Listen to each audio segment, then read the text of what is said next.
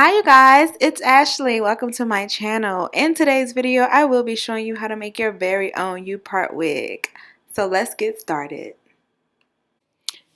So here's what you will need. You will need your dome style wig cap, your scissors, T-pins to hold the hair in place, clips as well, needles and thread, and your bundles of course.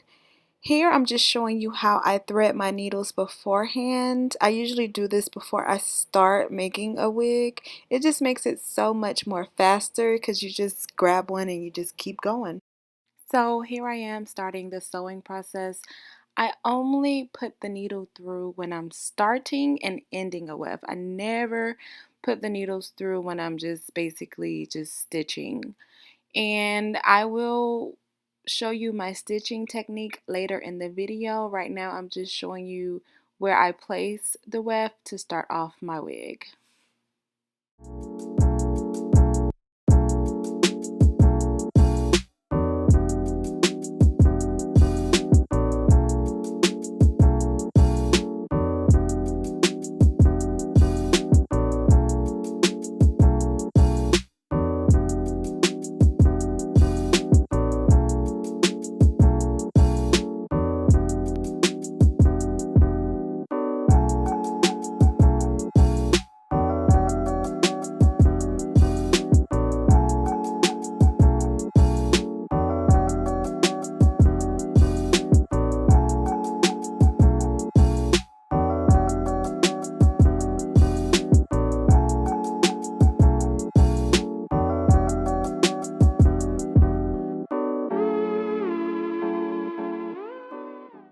So here I am showing you my stitching technique. It's very simple. I'm basically just putting the needle underneath the weft and putting the thread behind it and pulling it up. So here it is. I am putting the needle under the weft, if I can get it through, and then I'm placing the thread behind the needle and pulling it up. And it keeps it very flat where you're not putting any knots or anything in the weft. You're just putting the needle underneath and pulling the thread behind it and pulling it through.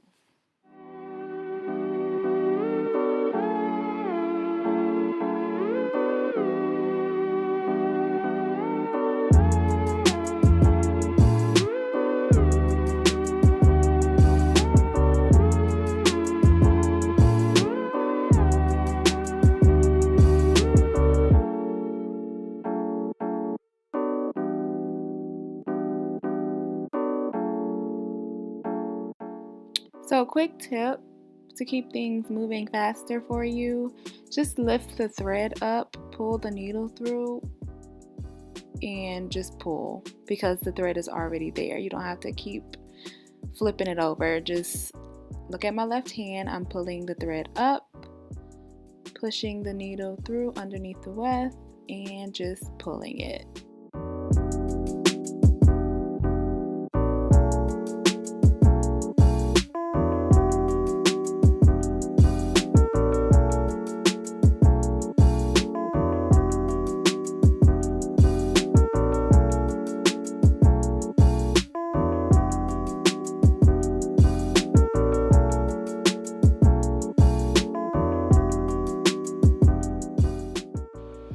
And if you follow that stitching technique, this is what it should look like. It's very flat, very seamless, and it just keeps everything put together very nicely.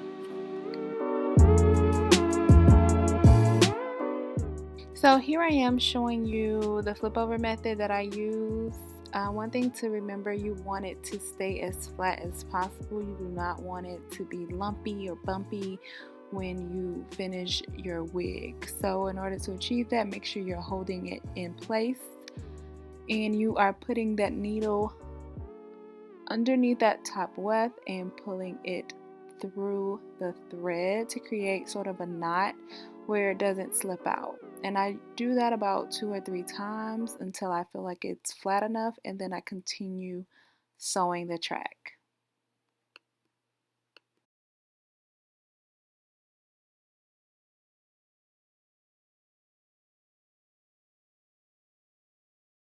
So once you have your track in place after you flipped it over and it's very flat, then you just want to take a T-pin and secure it to the other side.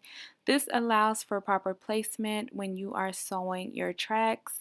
Once again, I'm using 4 bundles of hair, so my tracks are closer together than you would if I had 3 bundles.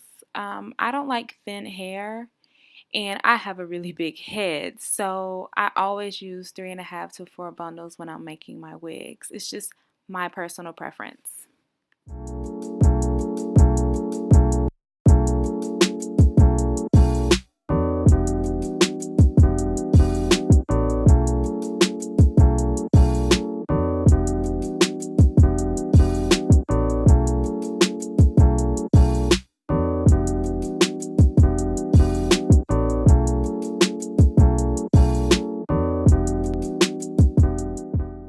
Okay, so here's a better view. Right now I'm starting the 4th bundle of hair. As you can see, that T-pin is helping the sister out, honey, because it is just allowing that track to stay in place while I continue stitching.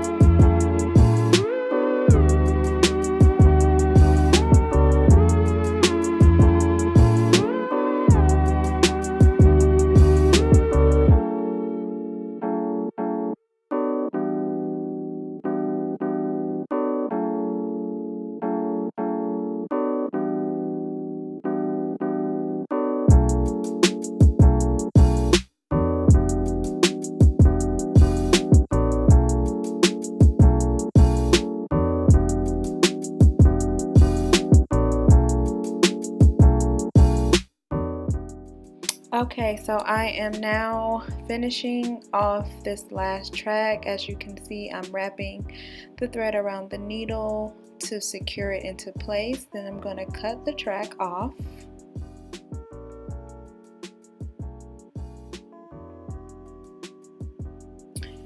And then I will continue sewing it down to just secure it even more.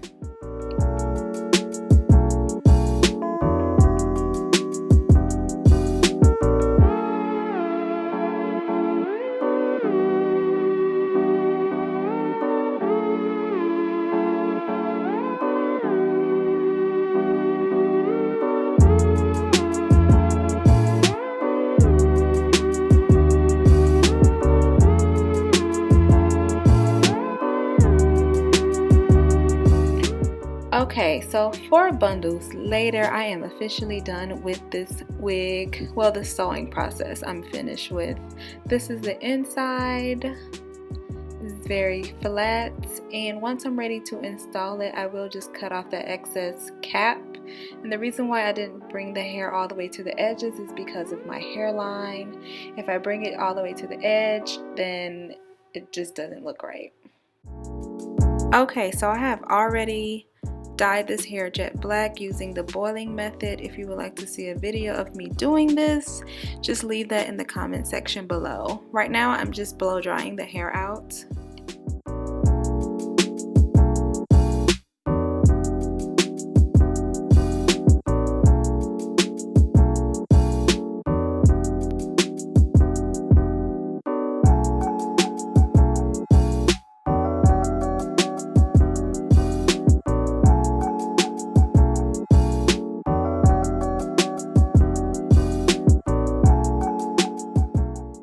Okay, and to straighten the hair, these are the products that I will be using. I will leave all the information in the description box below. And this flat iron, you guys, is amazing. Shout out to Amazon.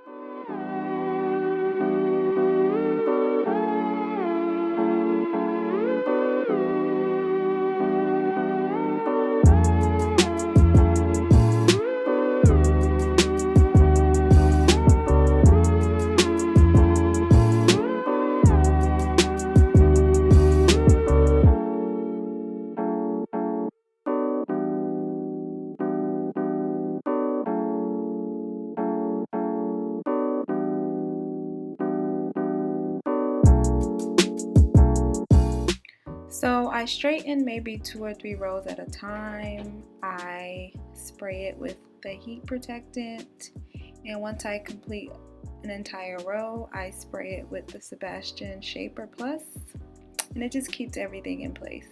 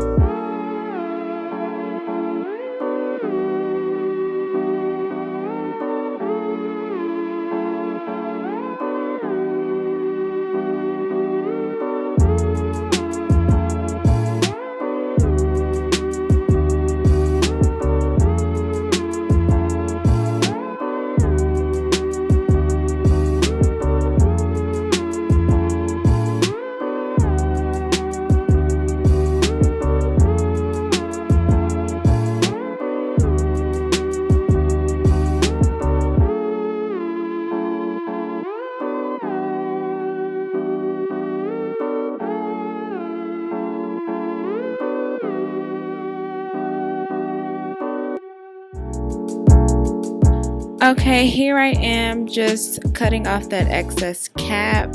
I'm not cutting it too close because I need that extra room in order to sew my wigs down. If you would like to see a video of me showing my braiding pattern and how I sew my U-Part wig down, please leave that in the comment box below. You don't have to sew your wigs down like I do. You could also use wig clips or the wig combs that you can purchase at your local beauty supply store, but I like to sew my wigs down because it just makes it more natural looking.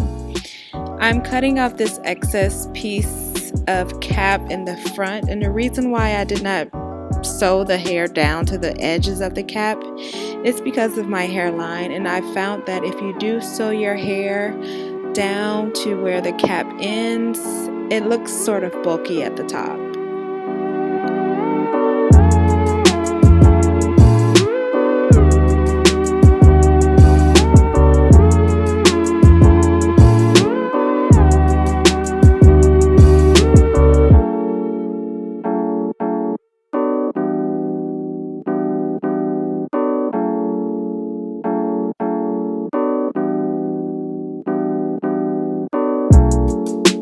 Ooh, no, baby.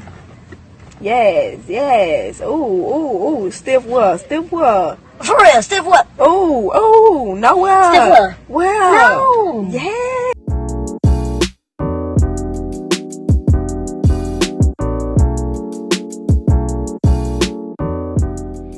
And that is it.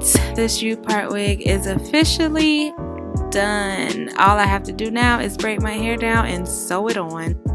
So here's a quick clip of me with the wig on about a week later. I hope you guys enjoyed this video. Please like, comment, and subscribe.